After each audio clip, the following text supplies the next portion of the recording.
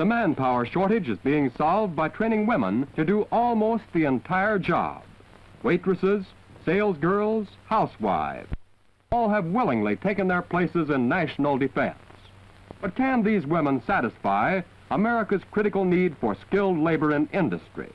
Are they fulfilling the demands of wartime production? Well, let's find out.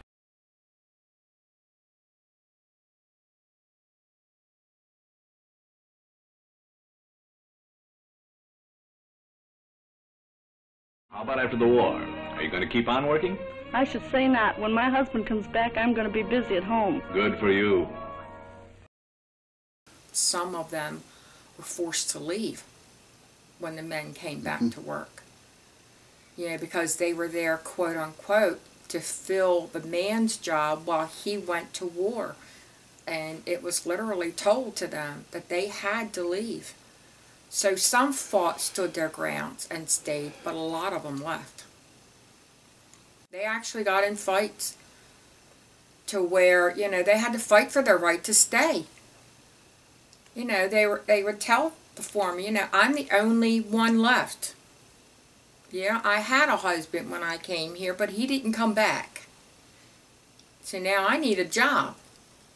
And it was because of that that a lot of the women were allowed to stay, or did stay. It wasn't as, it was like they paid their price. But they also were treated in a way that was kind of nasty. Did you ever try pleasing a bunch of women shoppers all day? No, I never did. Well, here I just have to please the boss, and he's a man. I had foremen come up and go, I'm going to fire you. I went, good luck. Because back then you only needed 30 days to be in the union. You know, and once you got past your 30 days, it was harder to fire you. My uncle had been involved in the steel mill for a long time, so I knew they really had to fight to fire me then. There were so many different people that would help out, you know, that showed me that, yeah, the union did matter. The union could help out. And that's when I started realizing that I could get involved in the union a little bit more. I would go to a union meeting here and there, and it wouldn't be too bad. And I first met Sharon and the other steelworkers when I started teaching classes at the career development at Sparrows Point. And my classes were union training classes in grievance and arbitration and contract bargaining, things like that. And so students like Sharon came to the class, and Sharon was one of the best. I knew her years ago as a smart and determined union woman, and particularly the women who had come in early in the 70s, when women really started coming in the mill, had a very, very tough go. And so they were really strong. And I went back as a steel pouring crane operator. They do a man's job, and they can draw a man's pay. And they're doing it safely. They're safer here than in their own homes. That was probably the third time I was almost killed down the point. This plant was considered the most dangerous place to work in the United States because there were so many men killed on the job.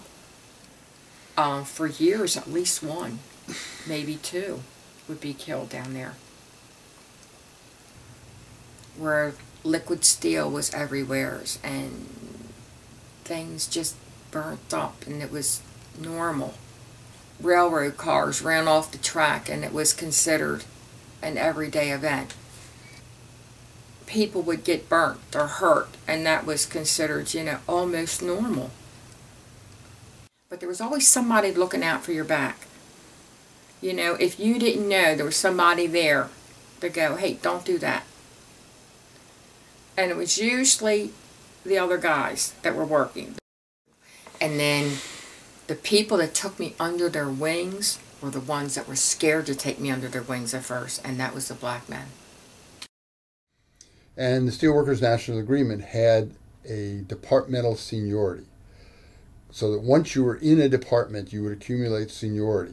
And so as time went on, workers had to decide, A, would they be allowed to bid on other jobs? And often supervisors would discriminate against them. So we were not only discriminated against from our fellow employees, but also from the union too. So we had, it was like a double-edged sword. You didn't know, you had to walk a fine line.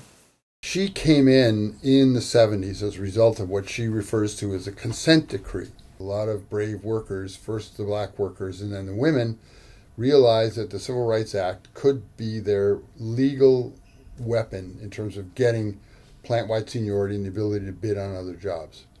And it took 10 years to have the consent decree finally done in 1974.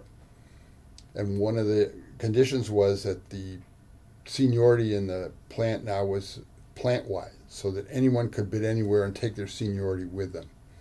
And so you hear Sharon Pritchard, for example, talking about bidding up into being a crane operator, and that was considered a high-skilled, very, very important job. And so it was a real step up for her, and it was one that was banned or blocked for both blacks and women in the early days. And it led to yet another turmoil. Many of the white steelworkers were unhappy with it. And you find in the 70s that there were men in the plant who really encouraged women to bid up and treated them fairly and treated them with respect.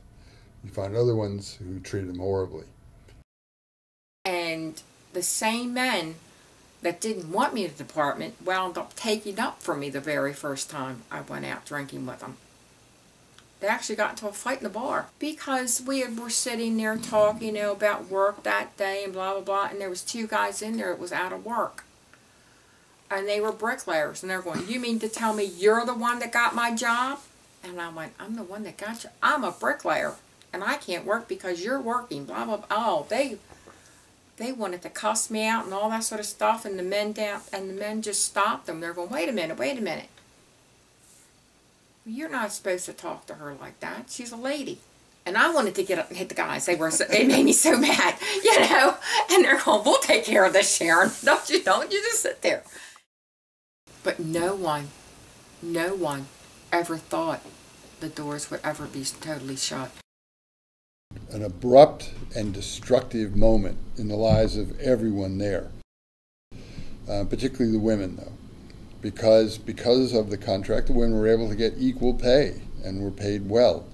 And their options now are to go to, quote, female jobs, which are working in offices or clerks at stores. And I think the lessons are for the next industrial plant that's about to go down.